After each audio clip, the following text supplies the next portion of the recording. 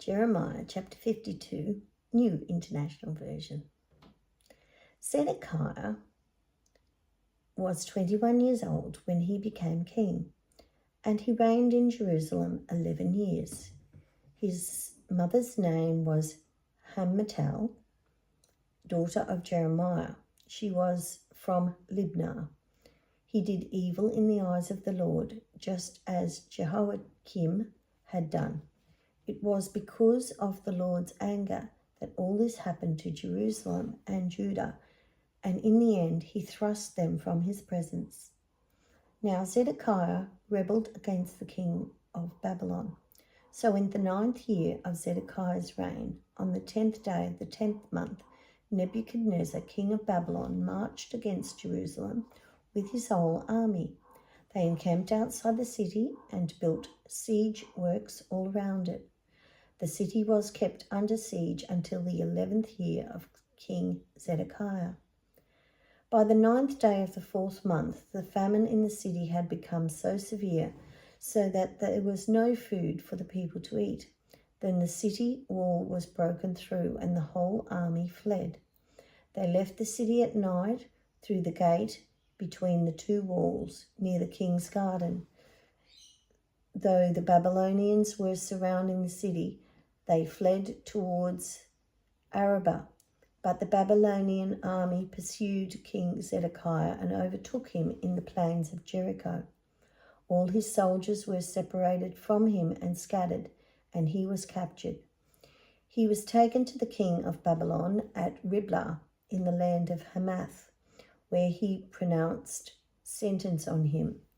There at Riblah, the king of Babylon killed the sons of Zedekiah before his eyes. He also killed all the officials of Judah. Then he put out Zedekiah's eyes, bound him with bronze shackles, and took him to Babylon, where he put him in prison till the day of his death. On the 10th day of the 5th month, in the 19th year of Nebuchadnezzar, king of Babylon, Nebuzaradan, commander of the imperial guard who served the king of Babylon, came to Jerusalem. He set fire to the temple of the Lord, the royal palace, and all the houses of Jerusalem. Every important building he burned down. The whole Babylonian army, under the commander of the imperial guard, broke down all the walls around Jerusalem. Nebuzaradan, the commander of the guard, carried into exile some of the poorest people and those who remained in the city, along with the rest of the craftsmen and those who had deserted to the king of Babylon. Now Nebuzaradan left behind the rest of the poorest people of the land to work the vineyards and the fields. The Babylonians broke up the bronze pillars, the movable stands, and the bronze sea that were at the temple of the Lord, and they carried all the bronze to Babylon. They also took away the pots, shovels, wick trimmers, sprinkling bowls, dishes, and all the bronze articles used in temple service. The commander of the imperial guard took away the basins, the censers, sprinkling bowls, pots, lampstands, dishes, and bowls used for drink offerings, all that were made of pure gold or silver. The bronze from the 2 pillars, the sea, and the 12 bronze bulls under it, and the movable stands which King Solomon had made for the temple of the Lord, was more than could be weighed.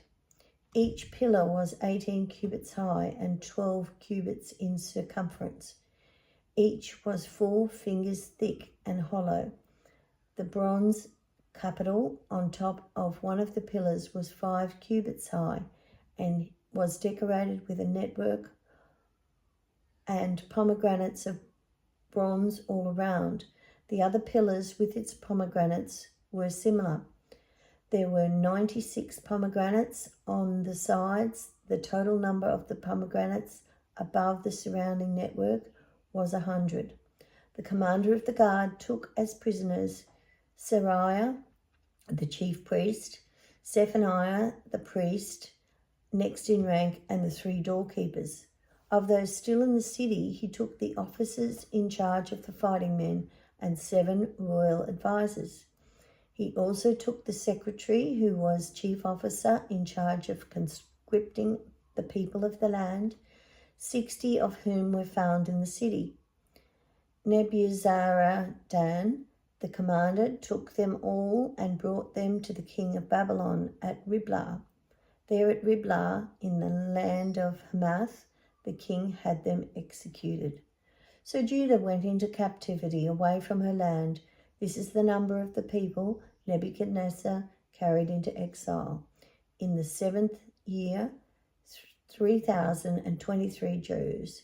In Nebuchadnezzar's 18th